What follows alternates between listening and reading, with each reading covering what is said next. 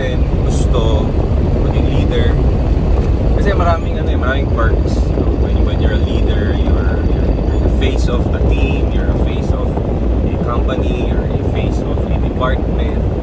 And many of us would think na okay yun, no? You get to know people. I mean, syempre depende yun kung anong klaseng personality meron ka. Pero if you're a person like me na magka-extrovert, very social, masarap yun, masarap yung feeling that you get to know people and they get to know you.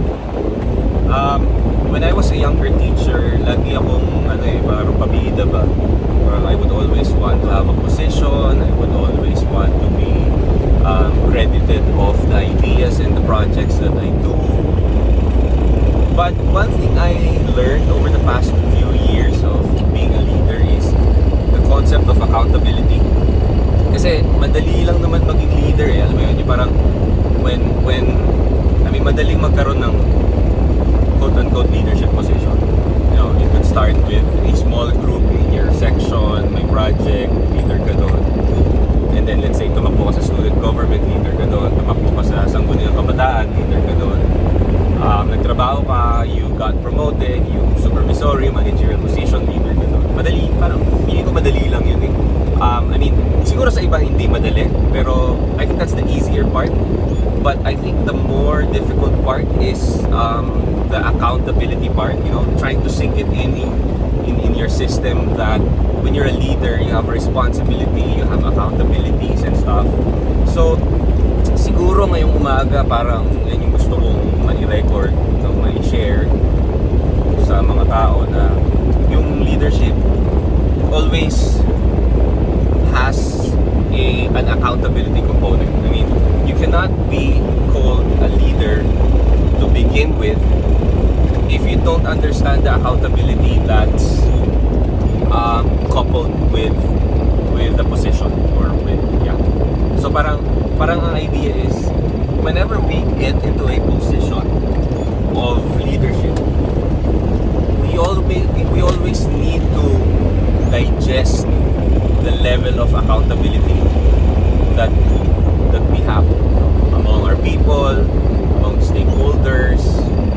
Kasi kapag leader ka lang per se, you know, and you're trying to just make decisions and implement plans without even considering the level of responsibility and accountability that you have, I think it's a waste of time.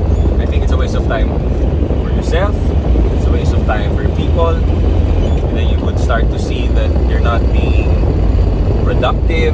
At the same time, I think the more serious part is you're not being happy of what you're doing because you forget to realize that, you know, you're supposed to do it because you're accountable to it. So this morning, I guess that's something that I want to share with everyone who would have the time to listen to this. I don't know if this is a vlog, but I don't consider this a vlog, but I think it's just a thought. You know, every time I'm driving, going to work, there's a lot of thoughts running in my head, and I thought of recording some of them and sharing them to you, and hopefully sparking ideas and bringing about change. You know, small ideas can bring about change to some individuals and to some groups of people. So yeah, this morning, as we reflect, you want to be a leader, you want to get promoted, you want to have a better life, well, we have to begin with realizing that we're accountable to some things for ourselves. We're also accountable to the people that surround us.